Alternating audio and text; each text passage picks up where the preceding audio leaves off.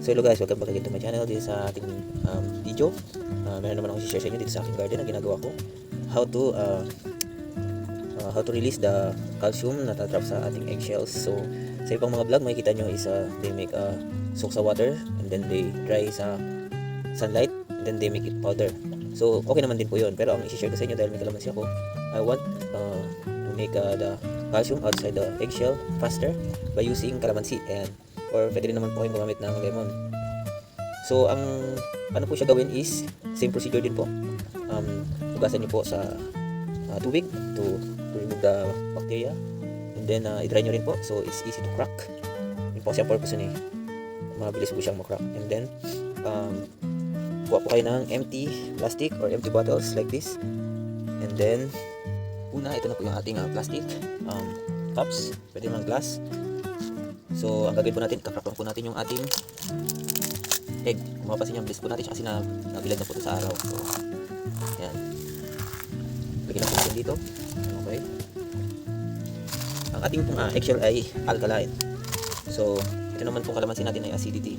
So lalagyan lang po natin siya rito. Kita pa sa camera, ayan. So ito, pinitas ko lang dyan sa aking garden kasi meron ako kalamansi mini farm lang naman. So libangan natin habang nakabakasyon. Okay, siya na yan, ganito lang tayo mag video. Yan.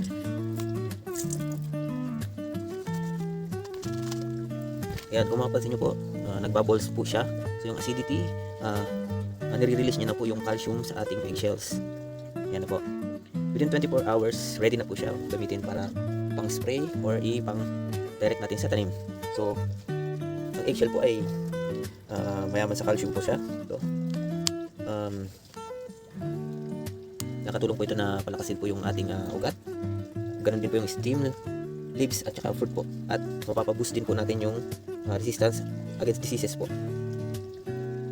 Nutrients deficiency, yan yung paiba-ibang klima ng panahon.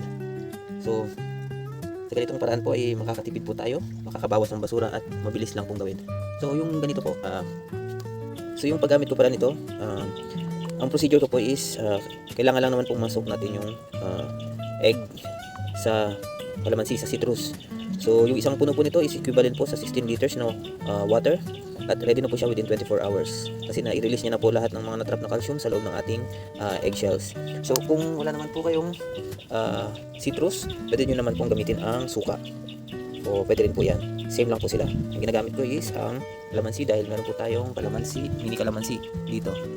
So nasa sa inyo po yan kung gagawin nyo, kung magbibigay po kayo ng effort na gusto nyo pong mabilis magamit ng inyong organic fertilizer coming from the eggshells. Pero pwede rin naman po yung itadry nyo lang po at ipapowder.